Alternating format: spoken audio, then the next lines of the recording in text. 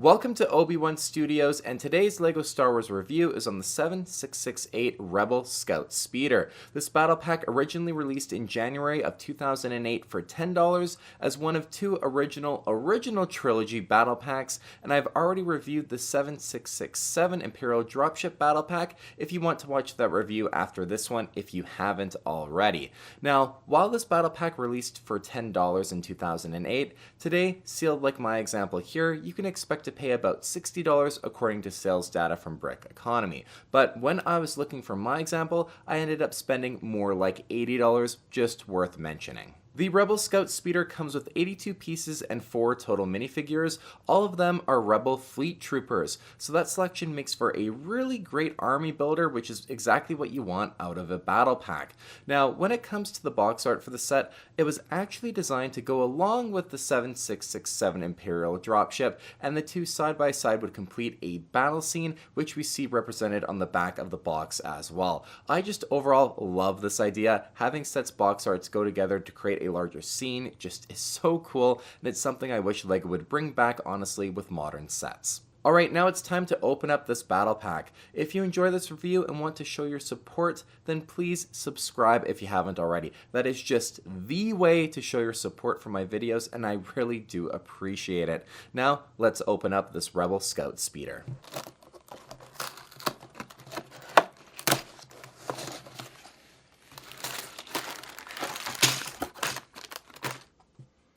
Now, when I opened up the box, there was no sticker sheet to be found anywhere, so I kind of wondered if these pieces were printed, which would have been very odd considering that 7667 Imperial Dropship had stickers and they weren't printed.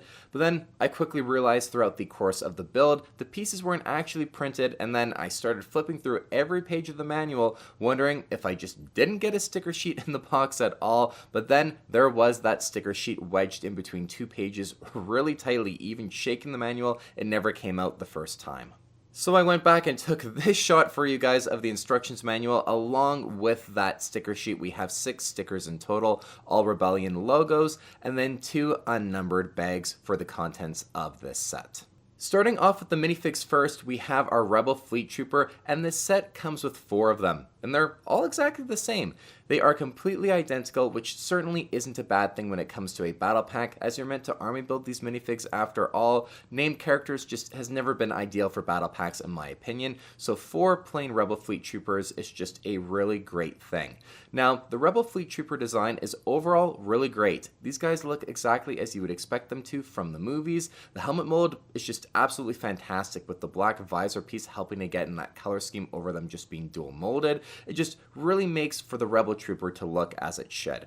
Moving to the face prints, and we only have one with these troopers, and while it does look good and this was just the normal for 2008, I really do like that strap addition too in the printing overall. That really kind of completes the look with the helmet. The one area that would have made the set even better in my opinion, it would have been just giving one different face print even, just to allow for some variation so you don't wind up with them all having the same somewhat blank expression. Getting all stormtroopers in a battle pack, at least it's armor and a helmet that covers their face, so you don't necessarily think, oh, it looks odd that all the stormtroopers look the same, like it does when fleet troopers have the exact same facial expression for all 4 of them, especially if you get multiples of them. The body printing for the fleet troopers looks really great too. I think the overall aesthetic of their uniform was captured nicely and accurately, and there was really no need for back printing too, so I definitely don't see that as a downside to this minifig that it doesn't have any. So overall, 4 really great Rebel Fleet Troopers in this battle pack works very well for just what you want out of a battle pack. Like I said, army building them all with exactly the same expressions to me just would look a little odd. You know, it's 2008, so it does make sense and you can't knock the set for it. However, just even getting one different one maybe for the Fleet Trooper that was meant to man the gun on the top of the cannon for the Scout Speeder or to pilot the thing, that just would have made it just over the top fantastic for the minifig selection. Moving on to our Scout Speeder build, I just think this is a really cool Rebellion battle pack style of build, and it's just one that makes the most sense to have included in this set. And looking at it, you can definitely tell though that this is an aging build, but that is some of the charm with these older sets, as well as that some of the piece selection that you had at the time just makes for a bit of an overall more old school and just not as refined design. But in general, I think it's a nice size build as well for a battle pack, and you certainly wouldn't have minded to add multiples of these to your Rebellion army. At the very front of the speeder, we have a few longer slope pieces to help create that front shape, and this is really the part of the build where it definitely shows its age the most. It's just a little awkward looking and not even, so just a technique that you had to use back in the day. At the very front of the speeder, we have one of the large Red Rebellion logos as well, and this looks so great just as a centerpiece on the very front of the speeder to add a nice pop of color. And speaking of the stickers, one thing that I thought was really weird with this set is how you actually only use half of what they provide. You just use one of the large Rebellion logo stickers on the very front, like I already mentioned, and then two of these smaller ones on either side of that large laser cannon turret at the back of the build, which we're going to touch on in just a moment. But you have enough to essentially replace all of the stickers that the build actually tells you to use. And just having built that 7667 Imperial dropship to review and, make a video on right before I made this one, that one only came with 3 stickers and you used all of them. You didn't have any extras.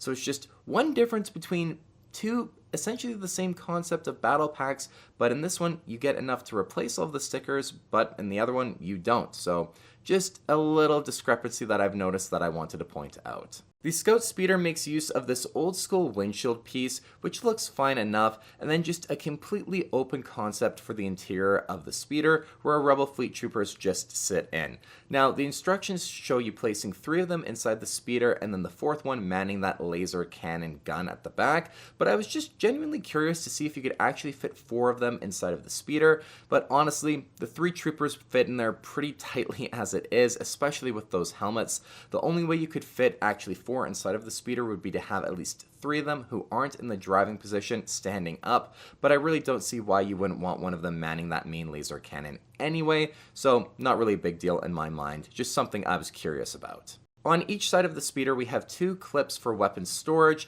and then at the very back we do have that laser cannon, and it does tilt around 360 degrees and is also removable to create a mobile turret. So that is a pretty cool additional play feature that they added into the speeder. You can have a speeder and then a mobile turret as well, or then one that's armed on the back of the speeder. Just gives you a little bit of options that you might not have expected the speeder build to have had. As far as the engines are concerned, we just have this one large centered engine piece. It does look a little odd though, with no color thrust coming out of the back of it. And then underneath the speeder we have 4 smooth tile pieces that are inverted, just to help keep it more stable overall, and also to allow it to slide around like it's floating on its repulsors. Overall, I think the Rebel Scout Speeder is just a fantastic battle pack. If you wanted to army build Rebel Fleet Troopers, this was just an incredible set to buy multiples of and to do just that.